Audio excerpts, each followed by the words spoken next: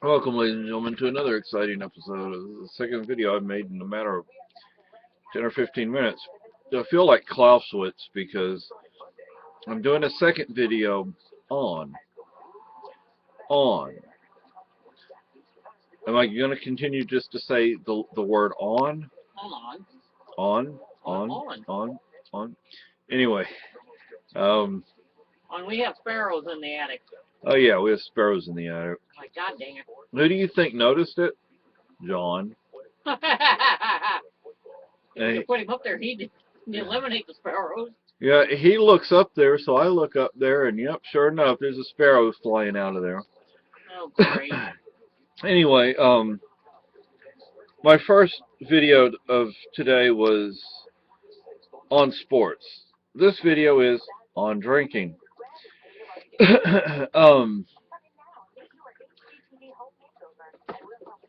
I don't mind having a drink now and then, or and look, I'll admit it. When I drink, I get to the drunk stage, but I don't get falling down or any of that stuff. I think that's ridiculous. I mean, what's the point in that? You're not enjoying yourself.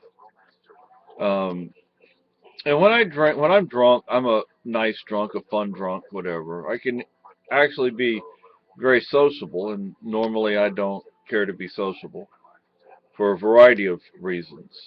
One is because my hearing loss, I don't know what's going on half the time. But you see, the other day, I was not a happy drunk. And until I can get this out of my head, I'm not going to have a drink because I'm just not going to be a happy drunk.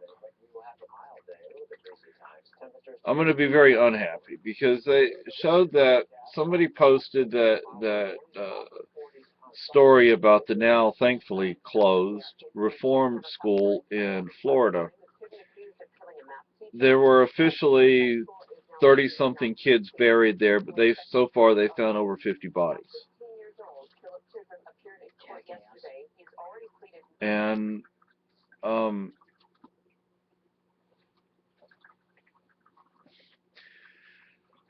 I mean, I believe very strongly in forgiveness and in redemption.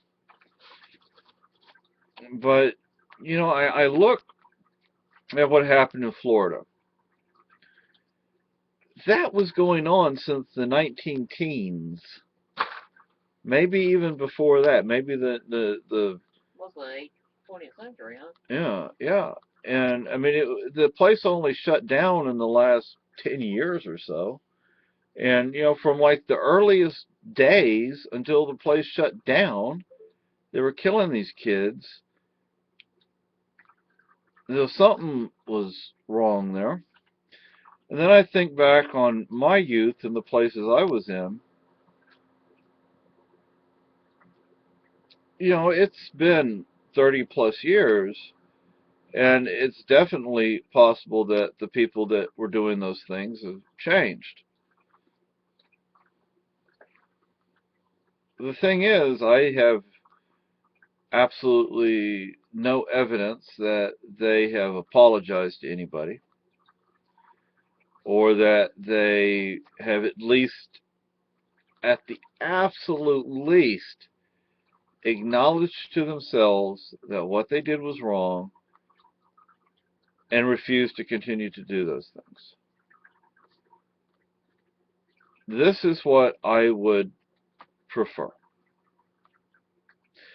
That they make a formal public apology for what they did. They don't have to go into details. All they have to do is make an apology that is done in such a way that it's obvious, I mean, that they're being honest. That's number one. Number two, they would have to actually write out in long form the crimes committed, and they don't have to necessarily directly implicate themselves. The fact that they would be able to write something detailing the abuse, the crimes, is indication enough that they had involvement in it. Otherwise, how would they know about any of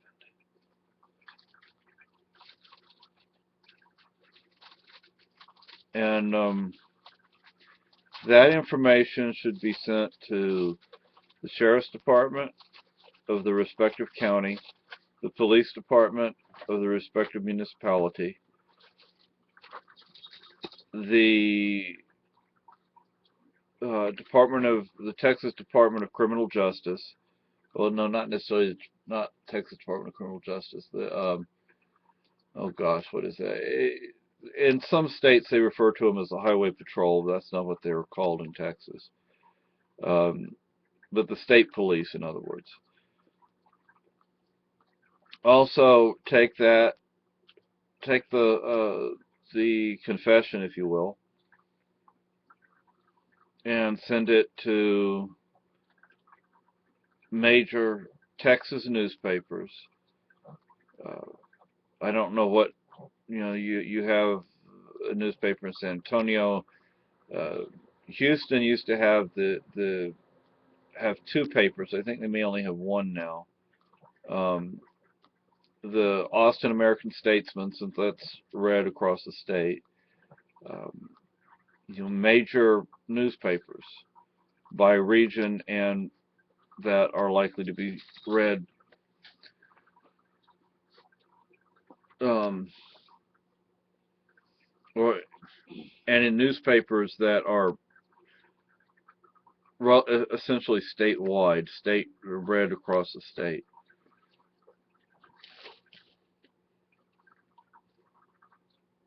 I can say this, though, that, by doing that, it's going to bring up a lot of stuff. And the majority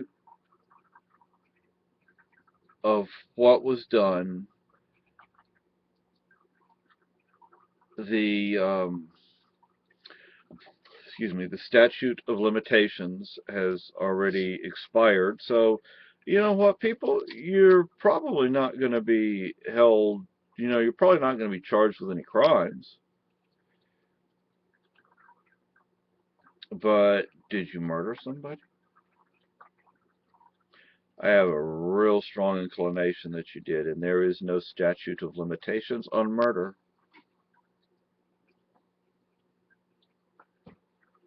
But again, I never said you had to directly implicate yourself. But because you knew about the crimes, that's an indication that you had some involvement, or may have had some involvement. You did have involvement because you knew about it and you didn't stop it.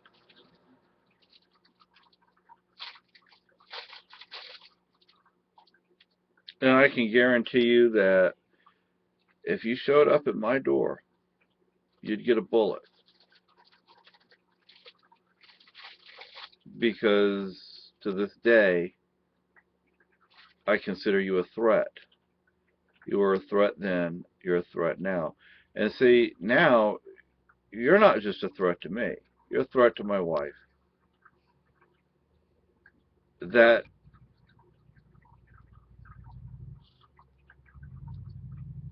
takes it up a notch, It's not that you're just a threat to me. I can deal with it. But you don't mess with my wife, and you show up at my front door. And for years and years and years, I was afraid that one of you might show up at my front door. Who? The people that worked in Devereaux. Fuck you. And I would have thought we had most of their fucking heads. the thing is, I would like you to show up at my front door now. I ain't gonna last more than a few seconds if you do, asshole. Yeah. So, and hey, if you take me to, the police arrest me and take me to court.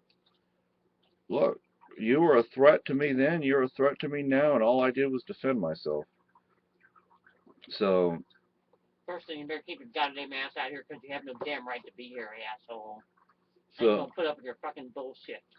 so, I'm probably not going to get into any real trouble, but you'll be dead. So, I'll make damn sure of it.